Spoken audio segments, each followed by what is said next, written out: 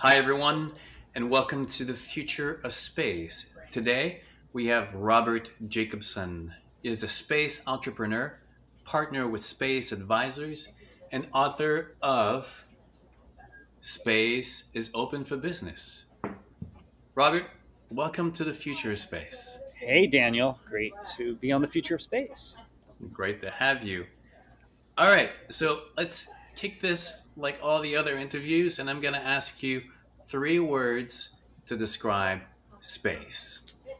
Well, as a consummate lifelong improviser, I would say my answer would probably at least one of these words would be interchangeable and change out. But what I will give you today, the exclusive for this day, is enabler, inspirational, and ubiquitous. Enabler, inspirational, and ubiquitous. You want to share a little bit more? Well, yeah. Hopefully, sirens going by. Let the emergency. There was a sirens going by in the background. So enablers, that space is a great enabler for whether it's our imagination and creativity. I mean, we see all the ways that space has affected our culture for goes back for thousands of years, probably since we were in caves, looking up at the sky. It fielded our dreams, our nightmares. It enables commerce, weather reports, new opportunities. I mean, it's really, it's like having this, it's like having a new ocean. It's like going out there and being taken out to just a brand new ocean. You can start thinking all these incredible things we could potentially do with it. And also, we have lots of responsibility to be good stewards for it. Inspirational, kind of, space is probably has been a theme to inspire us back to when we were in caves. It's just looking up at the stars and sky. Where did we come from? What is this? How did we get here? Are we alone? Are we going to be able to one day go out and journey and explore those areas? And ubiquitous, I think that word comes to mind because you, I am closer to space right now than I am to you. It is only 100 kilometers, or about 62-ish miles above sea level, is the kind of internationally designated boundary of space. And once you're at that point, we don't even know the size of the universe. We don't really, it's there's argument whether it has borders and edges, but essentially it is on a scale so vast and large. Even if you put all the objects in it, all the in between stuff, the space would make it almost everywhere, ubiquitous. That's what kind of comes to mind to me today. I actually never thought about that distance perspective that you and I are actually closer to space right now than we are to each other. You're in Los Yeah. Angeles, I'm in Vancouver. So that distance, like, it reminds me, the other day I was listening to a podcast and someone was telling about the evolution that we are closer to T-Rex that T-Rex is to the first dinosaur. Like for the perspective of time, it just like it shifts your vision and your understanding of distance and time. I find it fascinating. The Can you share with us? I mean, obviously, you've been involved with the space industry for quite some time. Why why going to space? What is it going to do to our species other than inspiration and the fact that now we can go? But what is the human story and the why of going to space?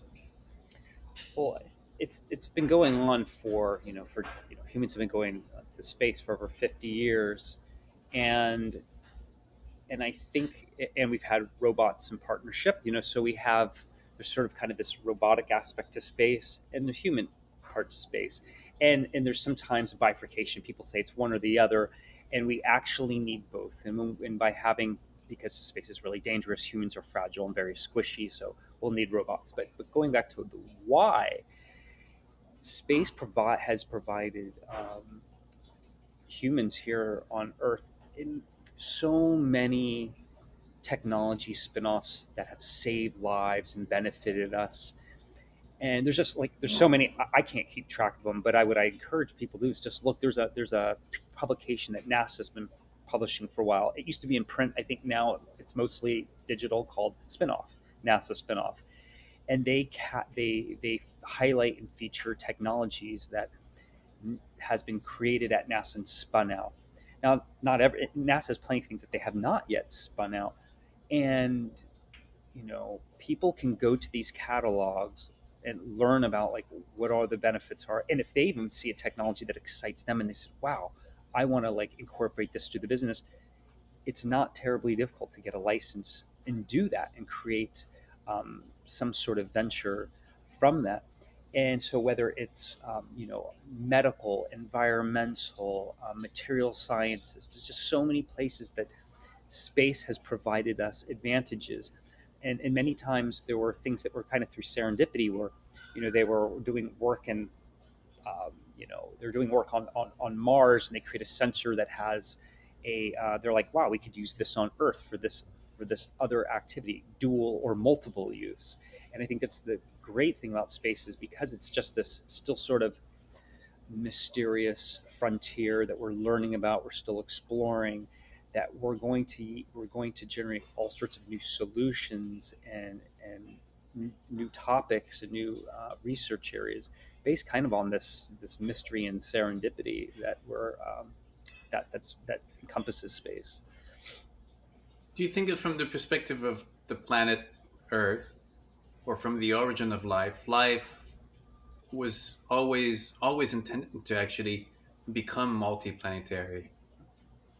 I don't really, I don't know. I don't have enough information about that. I've read about the panspermia idea, and that maybe Earth, Mars, and other planets are kind of like seeding each other. There's been ideas of like that compounds came um, traveling through on a comet, and and all of this seems like it could be valid, and maybe it happens in different parts of the universe. I don't know if it is. I think that I've heard the expression "nature has a way" of kind of like survive. Nature has a way, so I think nature in life might have multiple ways of finding ways to take ground on a rock that seems very uninhabitable, and maybe give it a few billion years, but find a way to survive and eventually thrive. The You are the author of Space is Open for Business. You've been in space for quite some time. In fact, we'll talk in a little bit about your book, how it's basically a list of the who's who in the space industry. I keep taking notes of every name that I'm reading in the book. But before we get there, can you tell us your journey from, I guess, university to where you are now? Were you always interested in business? Or was it kind of going a little bit around and then finding your way to space? It was definitely a little bit circular. I mean, as a kid, I was interested in business. I had like lemonade stands, and I was fascinated by this idea of, I had I think a few shares in a company that were gifted to me when I was like a little kid, and getting the letters and reading the annual reports, and still trying to get my head around this idea. Like, I own a little piece of this massive company. Okay. And I was fascinated by space very early on. One of my earliest memories was seeing Star Wars with my father, and then we even had a little. I think my dad probably still has it. That he had this little. I don't know what format it was. It was some sort of film format. It was like this big, and it was like the movie Star Wars cut down to 20 minutes, which was kind of cool. It was like the little kid version, and he would we had a door in the house. He would kind of close like it was just kind of like a built-in door. He would kind of swing this door across and project this film. He had a few films, but I always loved watching the Star Wars one, even though it was a lot of ways kind of like a fantasy, but just journeying in space and being in space, it was really great. And so as a kid, I had the opportunity to go to space camp, which was fun. But I realized that maybe I, I didn't want to necessarily go into the military. I realized a lot of people were doing kind of this very, there was a specific path around going into the Air Force or some military branch. And I thought it might be cool, but I didn't think I really had what it would take to, like, go through a Air Force Academy. And then I got glasses, and I was like, there are all these things dings. I was going, oh, I don't think I'm gonna be able to do that. And I got really into music then, in high school, and that became just a sort of overwhelming interest around, like, specifically around jazz and improvisation. So when I went to school, I studied both business and music. And being a musician is very entrepreneurial, but I was also interested in just like other things, other skills to have, and other things, not just learning about like opera and jazz and stuff like that. So I kind of I built that in my undergrad, and then after school I was teaching music, and I went into real estate. I had worked in real estate before, but I had gone into like kind of the brokerage side of real estate, and it was pretty quickly bored with it, and just not it just wasn't very exciting. And I was poking around for some other things to do, and I saw the had heard about the X Prize and was following that. And then I had the opportunity to go out to see one of the X Prize or pre-competition flights, and that changed everything for me. And it just really kind of crystallized. I said, space, new frontier, probably going to be a business around it. I don't know how I can participate in the moment, but I don't care. I'm just going to like dive in. And that's essentially what kind of happened. Was space was this catalyst for me to make a number of new changes, lateral moves in my life, and so it was kind of this inspirational point.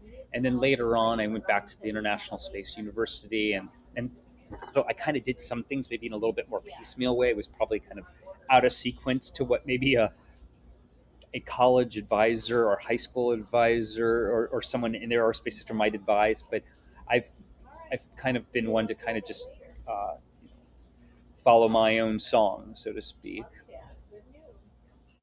And how how did you go from going to space university, getting into the space business, and then at one point decided, you know what, I'm gonna spend, what is it, 2 years, 3 years that you took to write open spaces open for business? Well, I started to write the book, Daniel, at the start of the International Space University. I had the idea that I was going to kind of do something, and I had been kind of cataloging sort of the different ideas or chapter ideas and outlines, and kind of just doing a lot of gathering, and then end up doing a lot of kind of ended up being practice interviews um, during the sessions at ISU. And then when I came back, just kind of continued to morph all that, put it together, and I wanted to ultimately kind of write a book for myself, as if I were just entering the space industry. Like, what would I want if I could have, like, if I could only have one text? What would I want? And I think I got pretty close to to, to that, what I kind of had envisioned. And what I felt the need was, I actually had spent some time a few years before that doing some. There was a project that I started kind of coding myself. I was learning how to teaching myself about computer programming, and I was building this model for a project regarding talent matchmaking.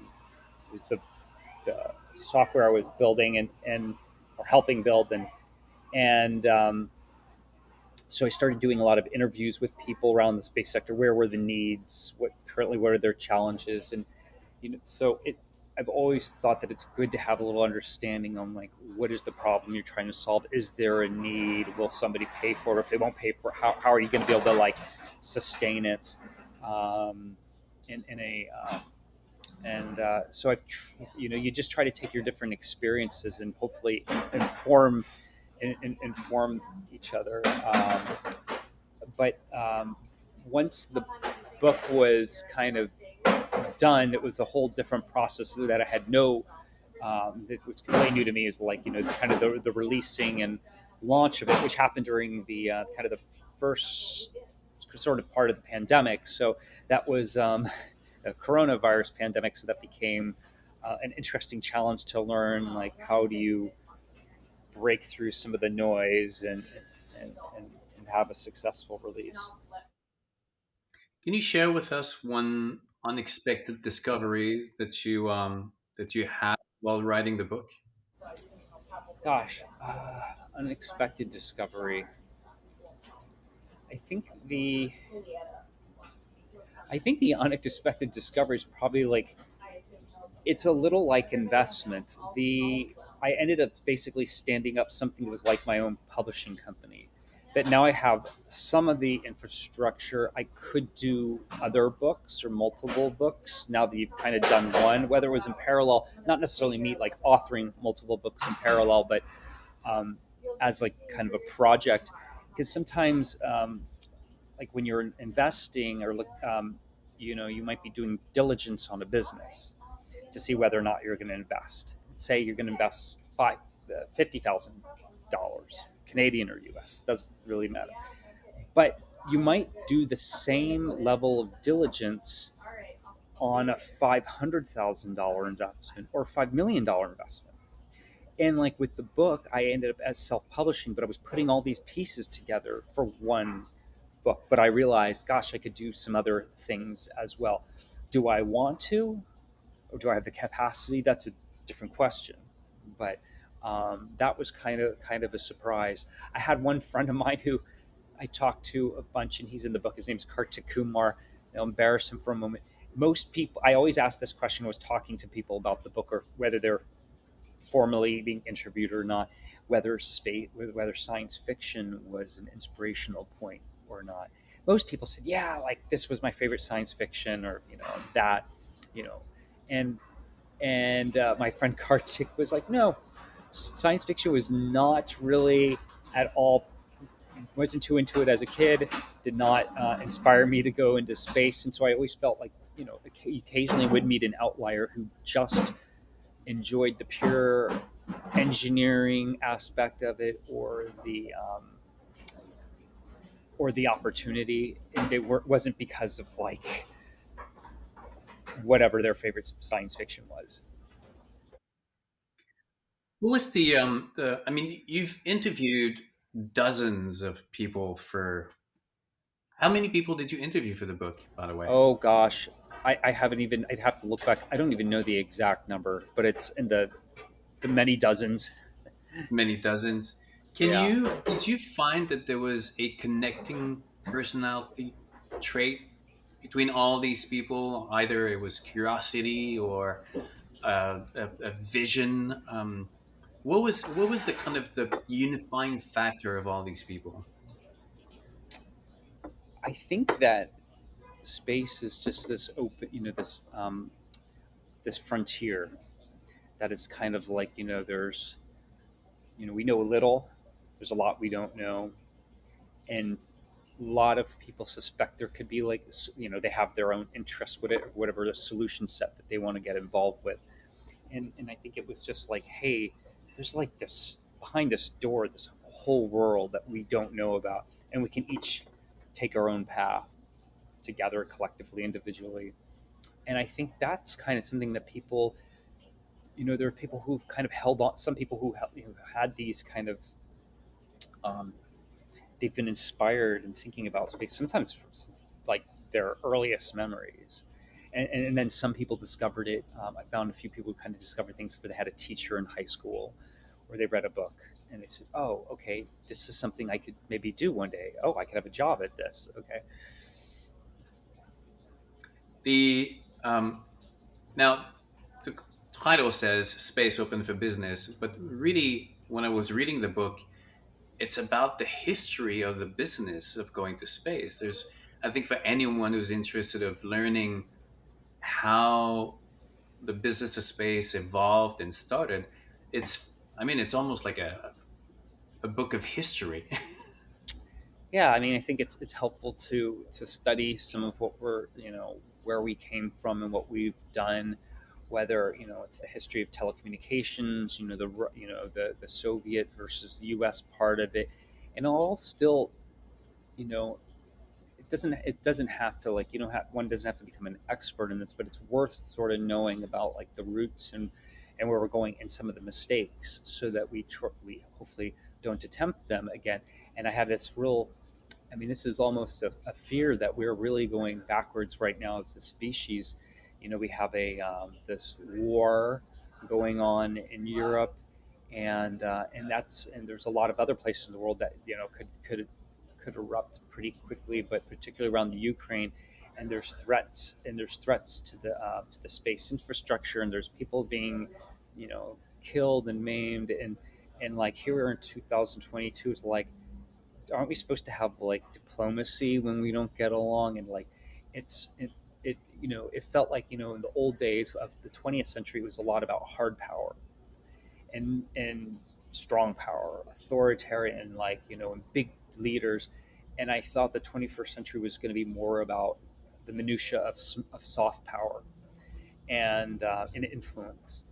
And and I hope that space has been a great unifier. Even I think it was in the 70s when, at the height of, or parts of the Cold War, there was a docking between the U.S. and Soviet spaceships. So we can still, there's still ways that we could work through this, but there's been a lot of contention, there's a lot of tension going on right now.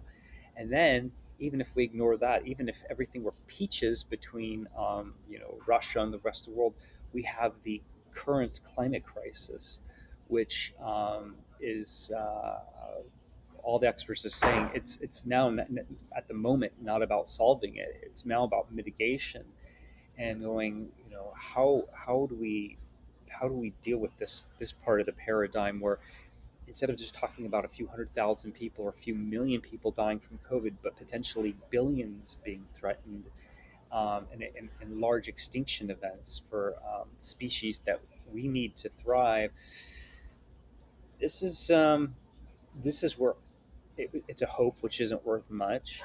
That space says, hey, we can be a great force for good and positivity in terms of international cooperation, which has been done in the past, we can still do. And we can also participate and lead in ways to curb things around pollution and the climate crisis. So space kind of started as a competition, really, between Russia and the US. Then it became a unifier factor with the International Space Station. Now we're getting into a new era, which is less unifying. And we got China on one end. Now we got the conflict with Ukraine. And the more people that go to space, the harder it's going to get to have that unifying um, collaboration. What are your thoughts on these different strategies and vision? I mean, China is definitely, they're building their own space station. Um, what How do you see China playing in this new reality? Well, and this is some anecdotal things that I've read recently, is that, if there's continued conflict and tension with Russia, China could come out ahead. They're building a new space station, and they're doing a lot of. They're basically they're basically recreating a U.S. Soviet style program, just much quicker. Maybe making some of the same mistakes, but just doing it in a more compressed time. And if for some reason the International Space Station and cooperation on there becomes encumbered, and there's distance there, and there's challenges, China could step in and start trying to attract new users and partnerships there. There's pros and cons to that, taking a larger leadership authority, and that might also inspire non-Chinese efforts to invest further into space, being more of a competition.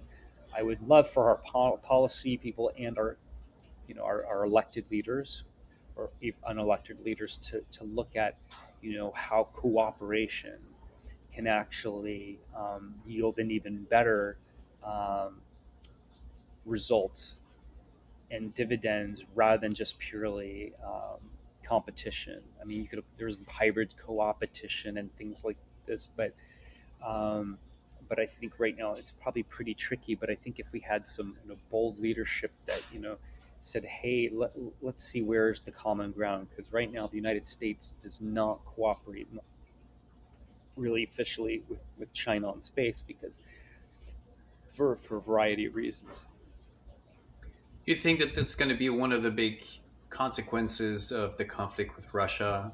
That it's there's going to be a void created by the exclusion. I mean, the isolation that Russia does, and that void is going to be taken over by China. It could. I mean, but it's also an opportunity for more cooperation. It's just, unfortunately, it seems like some of the there's a lot of irrationality at the very tops of some of these pyramids. So how can the public influence some of the decision makers saying, hey, we actually want for a peaceful and cooperative use of this domain, um, you know so we can improve the whole ecosystem and improve everybody's lot and not just one country versus the other. One of the things that COVID did was to kind of remind the USA of their dependence of manufacturing outside, and a lot of companies have been trying to bring that back so they're not as vulnerable.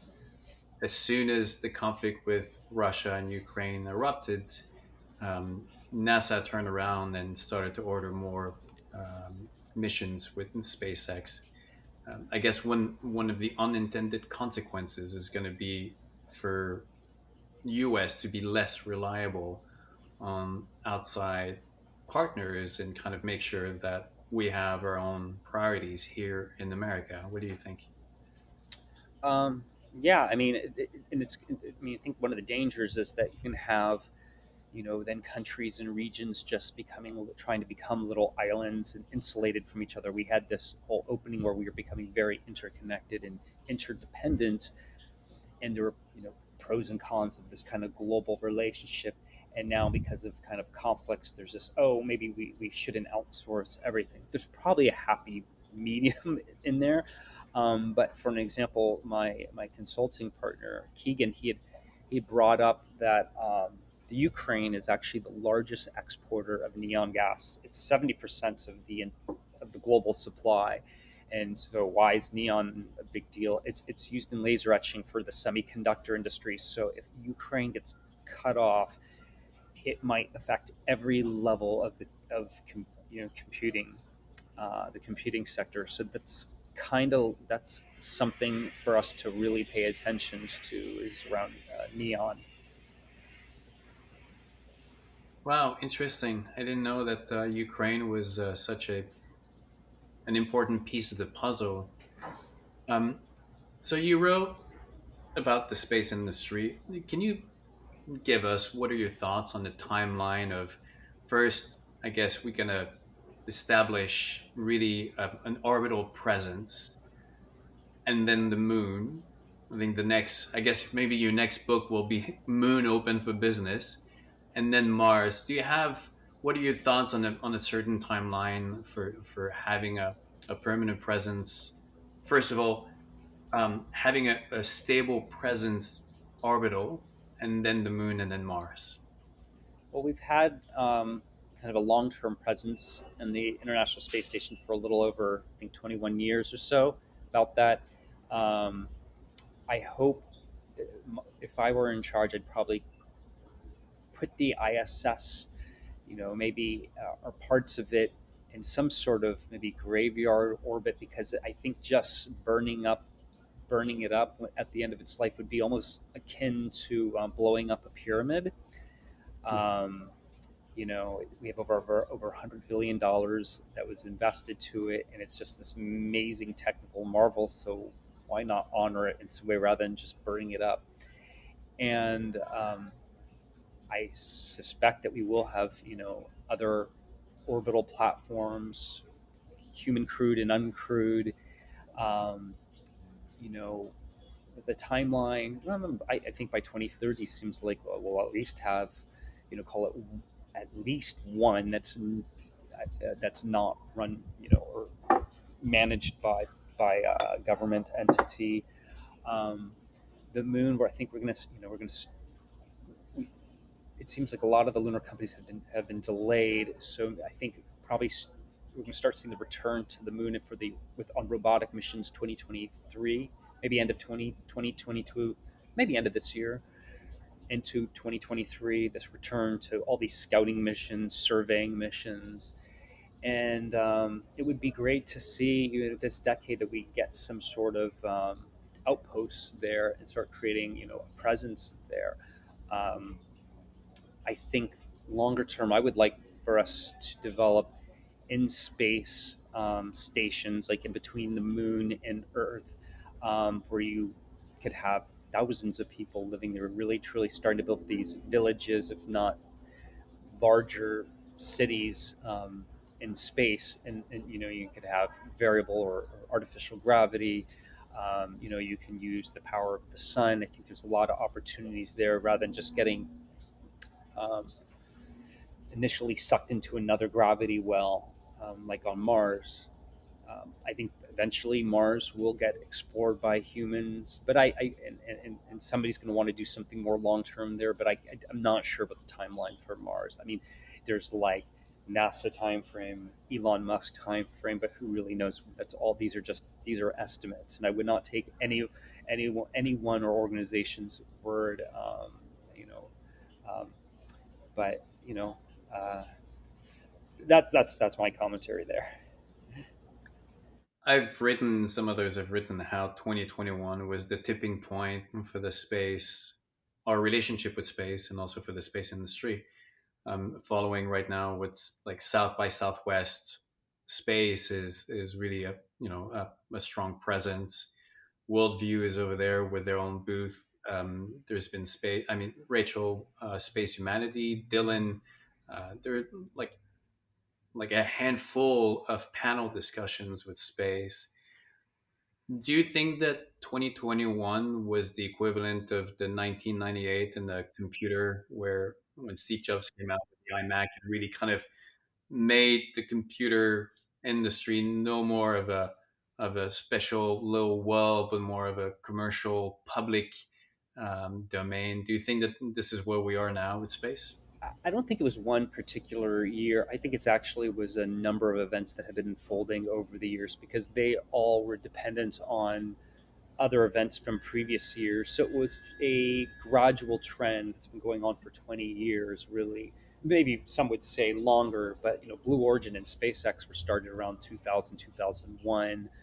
Um, so there's like kids in college now, or students, young adults in college now, who were, you know, born when SpaceX and Blue Origin were first being created. I was already an adult, um, so and then I think we have just seen over the past 2 3 years a little bit more acceptance or mainstreaming because of these other events. Because you had suborbital orbital rocket companies that were doing more testing and flights, bringing more interest. If you were having crewed on those flights, there was more funding going into different activities, different announcements. Then maybe things have a little bit more teeth, and because there's a little more backing behind it, or street credibility. There were some great efforts earlier on, but they didn't have enough of the financial backing, or they were given credibility by the media. Great efforts, strong teams. It was just sometimes the wrong timings. Timing can be important. Timing is extremely important. I think it's part of the success of so many things is just being at the right place with the right resources and having the right vision. Um, I mean, I feel that personally, the technology of rockets being reusable, being able to land upright, was a turning point in making this reality now more accessible. What do you think? Um, yeah, Sure, maybe. I mean, I guess that's a part of it. I mean, I've heard a bit about like that evolution of like, of you had the DCX program in the '90s that took off, returned upright, and Blue Origin had been working on. I mean, before Mass and Space Systems was really kind of a one of the early private companies doing this in a really robust, dedicated way. And I've heard anecdotal stories that Elon basically saw that before he had the Grasshopper program and said, "I want that." So you did with that what Steve did with Canon and the mouse. Yeah, maybe. Yeah. Robert, so Space for Business, Open for Business, your book now is out. Where can people buy your book? Is it out on Amazon and other, or on your website? Yeah, I sell it independently. Love it when people buy it independently. It's at spacesopenforbusiness.com or just through robertjacobson.com. Have audio, digital, softcover, hardcover, and then it is available on the big corporates like Amazon, which you stated, and also the Audible platform, and independently through my as an a non-audible audiobook independently. Did you have to record twice for that? Did you have to record for Audible and then for the independent? No, no, I didn't. But I had to do a lot. All the kind of the metadata work and pre, I guess, the onboarding with Audible was kind of intense and sort of frustrating many times. And I think it was just not a very low friction process. Maybe because I was new at it, I don't know. But it took it ended up taking like probably an extra 10 weeks longer than expected, 10 to 12 weeks longer than expected, working to get it available on Audible, but it's available for those who are Audible fans. So. Yeah, I went through the same process for Field of Wild. It's a interesting process where you think it's a pretty straightforward, and then it turns into kind of a headache. Um, Robert, what's next for you now that you have the book? Now that COVID is reopening, um, what's the planned strategy for you for the next 12 months? Well, I've got the book coming out in other languages, which is good. So make it um, there is some interest regarding I'm working on a potential video project, which could be a lot of fun. In my consulting capacity with space advisors, we're working a lot with organizations who aren't necessarily taking advantage or in the space sector yet, and we're helping them create a strategy for space, and that seems to be growing. Also have kind of advisory positions with, or I've taken kind of founding advisor or role relationships with a number of other organizations. So I think it's expecting a strong year, and a lot of the different companies are all so different from each other that I'm working with. So sometimes it's always it's interesting to have like the what do they call it, just switching between modes, you're but there's a lot of commonalities between businesses, but sometimes thematically our focus can be very different. So um, just trying keeps me really on my toes. Can you share with us, if you can, some of the companies that you're working with that are doing amazing work, or some upcoming technologies that you're aware that really gets you excited when you get up in the morning? Sure. There's a company called Darwin AI. They're actually a Canadian company. They're currently forming a U.S. subsidiary, and they've been working with manufacturers regarding their software around helping reduce errors in inspection and things like that. Think quality control. Really cool group. They came out of which is it Winnipeg? Not Winnipeg. I'm just butchering school. It's kind of like the MIT of of Canada, and a very strong computer science program. So it was something that was developed in the university, spun out. There's an effort called Galactic Legacy Labs where customers can go now and they can um, buy different types of archival space through things like I'll give it a variety of different ways, and they can put this data, whether it's consumer or more larger sets of data, photographs, even visual content, text, in long-term storage that'll last for billions of years, that will be sent to the moon and probably other places and other missions. We have our first flight contract with Intuitive Machines. That's Galactic Legacy Labs. Working with a biotech company. I can't really share. Actually, a couple biotech companies can't really share too much about that, but there's a lot of interest around how that could be helpful. Think about it like how they could be helpful for astronauts and thriving in space.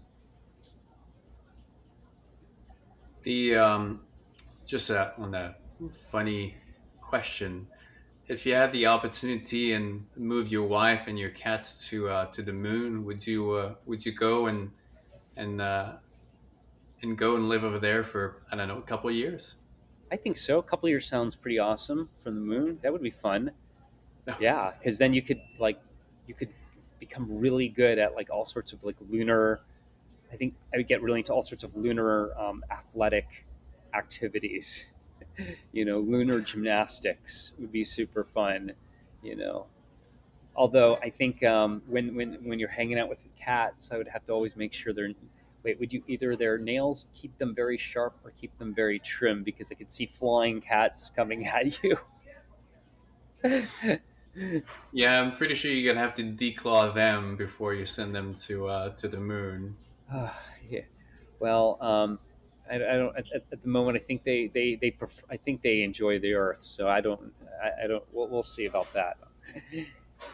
I did ask some friends the question if people were okay or would actually be against it, but the idea of looking up to the moon at night, when not the illuminated part of it, but seeing lights on the moon, when we start to have people in building, and obviously these buildings will create a light, and these lights are going to be visible from Earth. I personally, I can't wait for that moment because it's going to be the first time that we have a a physical site, like a real site of human presence on the moon. Um, and some people were just like, absolutely not. This is going to be an awful day when that happens. I don't know. I just hope. I imagine we will have a point where we're gonna even with binoculars or telescope see some little lights. I just hope that they don't that there's not enough of that they don't cause conflict with, say, the natural way of things on Earth that depend on the moon. Most of it's dealing more with tidal and gravitational pull. I don't know so much about like if there's a few extra, like if there's a little speck some of the moon and that's like a city, if that's enough light to cause any disruption to anything. But yeah, I think more. I would have more probably be with you on the side of curiosity. Robert, this was wonderful. I've been enjoying your book. I was talking to Scott from Polaris Down and Inspiration 4. He told me that he actually devoured the book. He just went through Whoa! through the book. So for anyone out there, I Thank you. totally recommend the book. It is, you learn so much. You really get the sense of who's involved and who's shaping the industry. So, on behalf of everybody out there, a big thank you for creating um, this source of information that is just so great. So, thank you. Yeah. Oh, thank you for the kind words. It was good to be of service to the community. I hope people will find it enjoyable and inspirational. So, cheers to that. Cheers. We'll make sure that we have the links to your book in the comment, and then we'll also direct them to your website if they want to contact you. And you and I believe, will be meeting soon. As I'm on my way to Los Angeles in the next couple of weeks. So I look forward to catching up. It'd be great to hang out again, Daniel. Thank you so much for having me on the future of space, and and it is an exciting future. Let's just remember that it's exciting and fun. Absolutely. Robert, it was a pleasure. Thank you very much. Thank you, Daniel.